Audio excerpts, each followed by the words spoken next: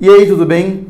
Eu sou o professor Girelli, sou professor de Química. Hoje eu vou resolver contigo a prova da UEMS de 2020. São 5 questões. Vamos começar pela primeira, questão número 41. Belezinha, vou ler a questão aqui contigo.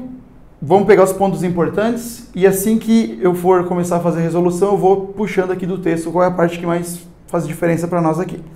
Questão número 41. O nitrato de amônio, NH4NO3, é um sal inorgânico branco produzido em larga escala pela reação entre ácido nítrico e amônia. Sua principal utilização é como fertilizante agrícola, mas também pode ser utilizado na fabricação de explosivos. O NH4NO3 puro possui energia de explosão de até 1.100 kcal por quilograma e pode atingir mais de 4.500 metros por segundo de velocidade de detonação, que é a medida da velocidade do deslocamento da massa de ar causada por um explosivo. Considerando as informações de que aproximadamente 2.750 toneladas de nitrato de amônio estavam estocados no porto de Beirute, a explosão pode ter liberado até 3 bilhões de quilocalorias de energia a uma velocidade de 4,5 km por segundo. Esses números explicariam a destruição provocada e as ondas sísmicas semelhantes à de um terremoto magnitude 3.3 que foram registradas. A reação química de obtenção do nitrato de amônio mencionada no texto representa uma reação ácido-base segundo as teorias de... Primeiro de tudo, você tem que conhecer quais são as substâncias mencionadas no texto. Ele fala sobre quem? Ele fala sobre amônia, que é NH3, e fala sobre ácido nítrico. Ele até dá o estado físico na própria questão. E o que nós formamos aqui, o texto também nos informa, forma o nosso nitrato de amônio. Maravilha, o que você vai ter que perceber aqui é o seguinte, é comparar o reagente com o produto, ver o que tem de diferente e por que está formando esse processo aqui. Primeira coisa que você pode perceber aqui é o seguinte, nós temos amônia com 3 hidrogênios, aqui nós temos mais um hidrogênio e no restante nós temos aqui, no final das contas, 4 hidrogênios na molécula final. E tudo junto, né? Esses dois reagentes aqui eles se combinaram, é uma reação de síntese e podemos entender o seguinte conceito. Nitrogênio é um elemento do grupo 15 da tabela periódica. Ele tem 5 elétrons na última camada. 3 desses 5 elétrons ele usa para fazer ligação com o hidrogênio. Os outros 2 sobram. É um par de elétrons não ligante. Na molécula do ácido nítrico, né, os ácidos podem ser conhecidos pela teoria de Bronsted, que são substâncias que doam H+. E aqui no caso do ácido nítrico, ele tem esse hidrogênio para ser doado. Esse hidrogênio com carga parcial positiva pode ser doado a partir da atração elétrica aqui desse par eletrônico. Essa amônia pode doar esse par eletrônico para esse hidrogênio aqui, capturando, formando um íon da seguinte forma. NH3 captura aquele H+ do ácido nítrico, usando seu par de elétrons não ligantes e formando o íon amônio. Isso aqui também, essa reação parcial também é uma reação de ácido-base, e aqui nós temos par de elétrons envolvidos, substância que doa par eletrônico e o H+ recebendo esse par eletrônico. A teoria ácido-base que explica esse processo é a teoria de Lewis. Mas como eu disse anteriormente, né, o H+, como ele está sendo, eu posso imaginar ele sendo doado para amônia, substância que doa H+ pela teoria de Bronsted, ou de Bronsted.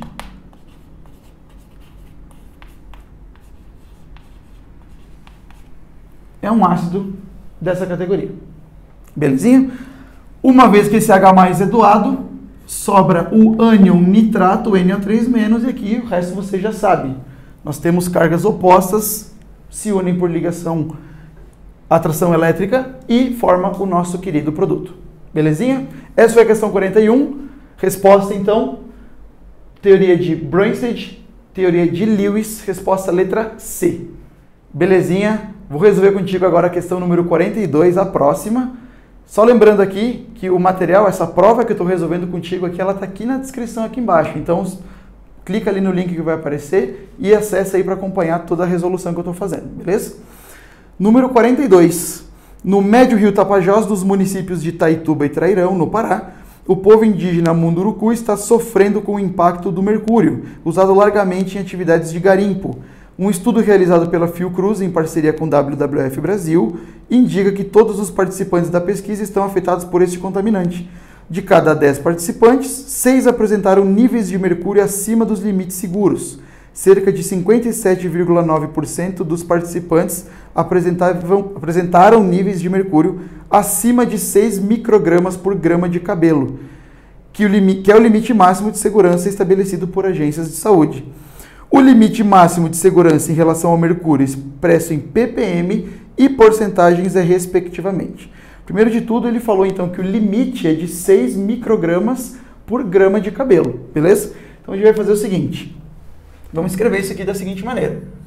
6 microgramas para cada 1 grama de cabelo, ok? Para ficar um pouco mais fácil e trabalhar com a unidade de ppm e porcentagem, eu vou transformar esse micrograma em notação científica. Então eu posso reescrever tudo isso na forma de micro, é 6, no caso aqui vai dar 10 vezes 10 a menos 6 gramas. Troquei o termo micro por 10 a menos 6 gramas. Isso aqui para cada o quê? 1 grama de cabelo. Aqui não mudou nada. Porém, ele quer em ppm. O que significam ppm? Eu quero saber quantas partes que eu vou ter de mercúrio para cada milhão de cabelo. Milhão é 10 a sexta. 10 a sexta gramas de cabelo. Multiplicação cruzada, regrinha de 3 simples. Olha o que vai acontecer aqui, ó. 10 a sexta vezes 10 a menos 6 dá 1. Então eu posso acabar cortando aqui na multiplicação, né? Multiplicar algum número por 1 não muda o resultado. E aí eu vou fazer o quê? Igual a 1 vezes x. 1 vezes x é x. X fica quanto aqui então? X fica 6 gramas. Ou como esses 6 gramas estão para cada 10 a sexta de cabelo, eu posso entender isso aqui como 6 partes por milhão. Já dá para eliminar algumas alternativas, mas a gente não terminou a questão, ainda tem a parte da porcentagem. A porcentagem é bem parecido ao sistema de cálculo que eu vou fazer aqui, porém, em vez de colocar 10 a sexta, eu vou colocar para 10 ao quadrado. Então, de novo, nós temos aqui, ó. Nós temos 6 vezes 10 a menos 6 gramas a cada 1 grama de cabelo. Esse é o limite máximo que a questão está sugerindo que nós trabalhemos em cima dela. O que vai acontecer é o seguinte, agora como eu quero uma porcentagem, eu quero saber a cada 100 gramas de cabelo.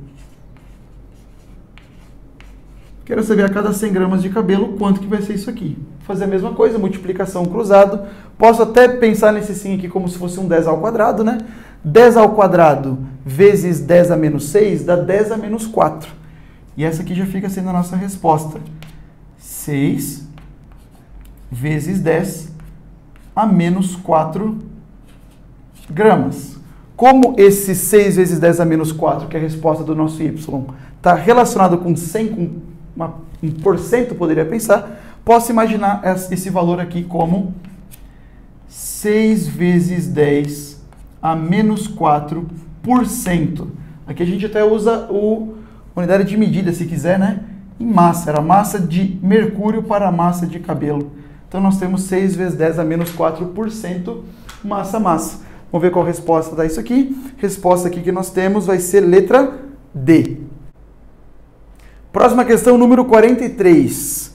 Pesquisadores das universidades Unifesp e UFS, em colaboração com a UFSCar, estão desenvolvendo materiais magnéticos que poderão auxiliar na remoção de petróleo cru da superfície da água, em casos de derramamento como o que atingiu as praias do litoral brasileiro em 2019. O material desenvolvido pela Unifesp reúne em sua composição nanopartículas de magnetita. Ele deu a fórmula da magnetita, Fe3O4, e resíduo de biomassa de levedura proveniente de processos de fermentação na indústria de etanol. Os resultados indicaram que o material foi capaz de remover, após o contato de 2 minutos, entre 55% e 89% da quantidade de petróleo e de óleo de motor novo e 69% do óleo de motor usado presente nas amostras. O material utilizado para absorver o óleo na água foi retirado por um ímã de neodímio. Informação importante para a questão, esse finalzinho. A classificação química da magnetita e o nome do processo de separação de misturas utilizado na retirada do material são, respectivamente. Vamos dar uma olhada aqui na magnetita, nós temos a fórmula dela aqui, que é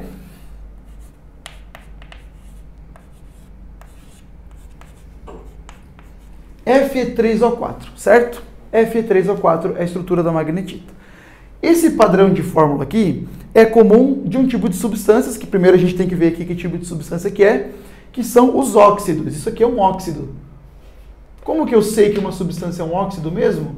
Ela tem dois elementos e o mais eletronegativo, né, o que fica à direita da fórmula é o oxigênio. Então aqui nós temos um óxido, mas tem vários tipos de óxido, né? E esse padrão aqui de 3 e 4 é uma característica comum para óxidos duplos. Não acontece só para o ferro, acontece para alguns outros elementos também. O que é esse óxido duplo ou óxido misto, como alguns autores também chamam?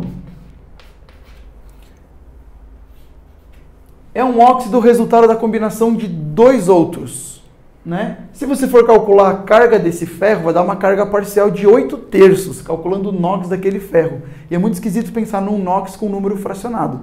Então, o objetivo disso aqui é porque eles combinam duas fórmulas, o FeO e o Fe2O3. É uma combinação de dois óxidos de ferro, onde os ferros têm cargas diferentes, né? Esse aqui é o ferro mais 2 e esse aqui é o ferro de inox mais 3. Se você juntar as duas fórmulas, você volta aqui, ó. Pode ver, tem dois ferros aqui, mais um aqui, 3, que é o total. 3 oxigênios aqui e um aqui, 4. Então, temos ferros de características diferentes aqui. E por ser uma partícula que contém ferro, dá para separar esse material ferroso usando o ímã, como ele disse no texto. O problema dessa questão é que ela tem duas respostas possíveis, né? Em qualquer livro e em vários materiais didáticos, mostram que um método de separação de misturas para separar materiais contendo ferro, cobalto ou níquel é usando a separação magnética, que inclusive é o gabarito da nossa questão. É o gabarito declarado como oficial pela UEMS. Acontece que separação magnética tem um outro nome, que é chamado de imantação. E se você ler as alternativas, você vai ver que imantação está lá na letra A. Então a resposta da letra A e da letra D são as mesmas. Mas a UEMS declarou como oficial, apesar de ter duas respostas certas, né? A UEMS declarou como oficial aquela que mostra a separação magnética. Então, respostinha letra D. Vamos para a próxima?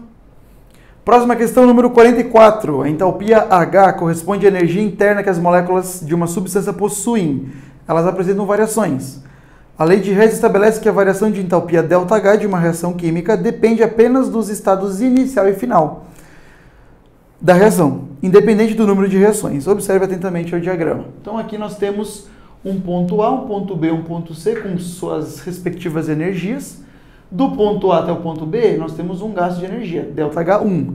Do ponto B até o ponto C, nós temos um ΔH2. E do ponto A até o ponto C, nós temos um ΔH3. E ele dá até aqui embaixo que o ΔH3 é a soma do ΔH1 com o ΔH2, né? A distância, né, a energia que eu gastei de ir para A até C é a mesma coisa que somar as duas etapas individualmente. Sabe-se que a entalpia final é de 454 kJ, né? A entalpia final, ou seja, onde as setas chegam, é de 454 kJ. 454 kJ. E a entalpia inicial é de 124 kJ.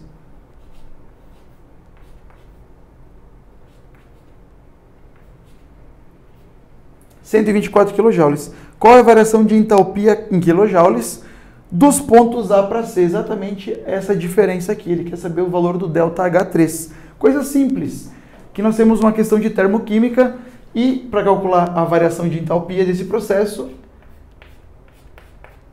como é uma variação, é só pegar a entalpia final, que é do ponto C, e subtrair da entalpia inicial, que é a entalpia do ponto A. Essa que é a situação que nós temos. Fazendo a continha aqui, Ponto final, 454. Ponto inicial, 124.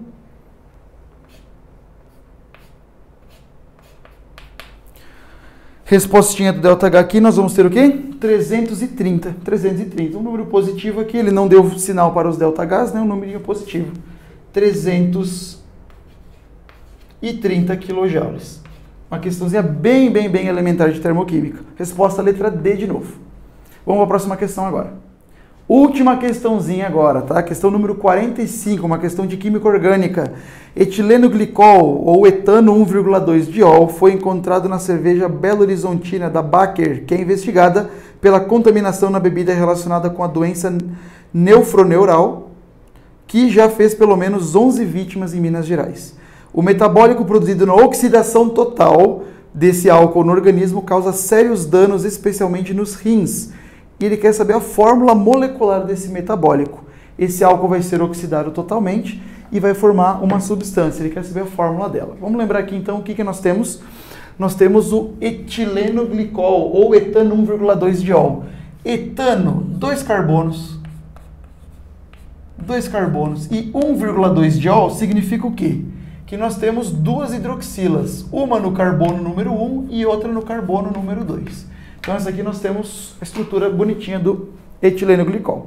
E ele vai sofrer uma reação de oxidação. Uma reação de oxidação. Eu posso colocar em cima da seta aqui, ó, um ozinho entre colchetes para mostrar que está acontecendo esse processo. Vamos lembrar uma coisinha aqui. Oxidação de álcoois. Você pode expandir esse desenho aqui e ver da seguinte maneira. Vou fazer pelo menos esse carbono aqui e tudo que eu fizer para esse eu vou fazer para aquele outro também. Combinado? Esses hidrogênios que estão acumulados aqui, eu vou expandi-los. Então, eu vou fazer aqui para baixo. Hidrogênio, carbono, hidrogênio, hidroxila. Ok? Mesma coisa para o outro.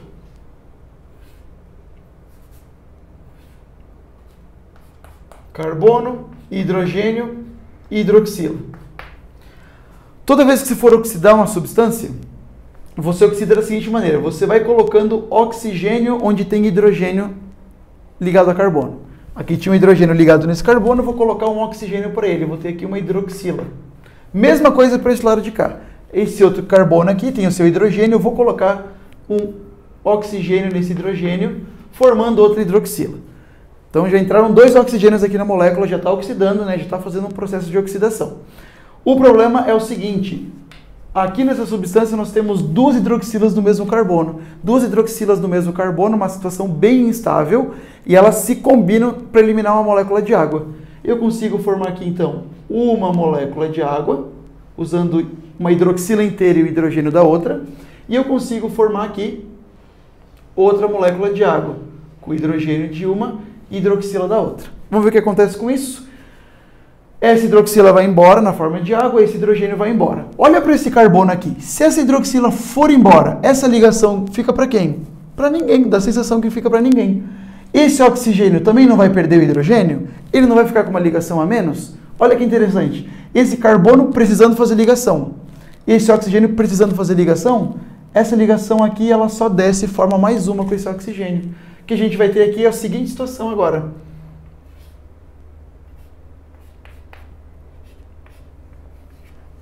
Aqui, ó. O hidrogênio que estava para cima continua aqui. Essa ligação veio, combinou, formou uma ligação dupla com o oxigênio. Tanto para esse carbono da esquerda quanto para o carbono da direita. Continuando aqui o desenho.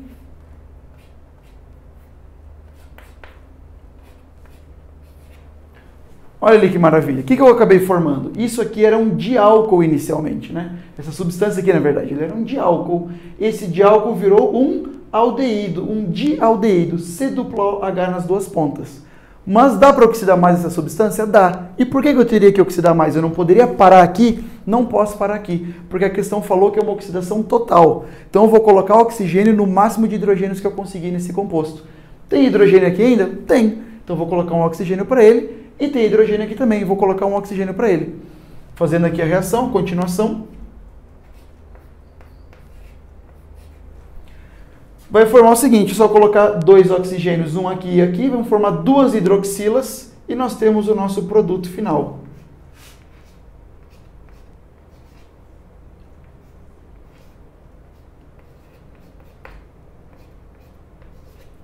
nós temos aqui esse ácido, o ácido oxálico, um ácido dicarboxílico. O que ele está querendo na questão? Ele está querendo que você marque qual a fórmula molecular dele, que é simples, é só contar. Quantos carbonos? 2. Né? 1, 2. Quantos hidrogênios? 1 aqui e 1 aqui. 2 também. Quantos oxigênios? 4. C2H2O4. Qual fica a resposta dessa questão? Vamos dar uma olhadinha aqui. Resposta dessa questão fica letra B.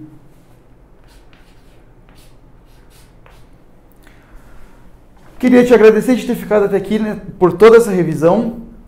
Queria informar também que em 2022 eu, professor Anderson, estarei aqui no Évora com cursos online e cursos presenciais. Então, se você precisar dar mais uma reforçada, não só em Química, mas em outras matérias também, vem aqui conosco, beleza? Desejo para você uma boa sorte e até uma próxima.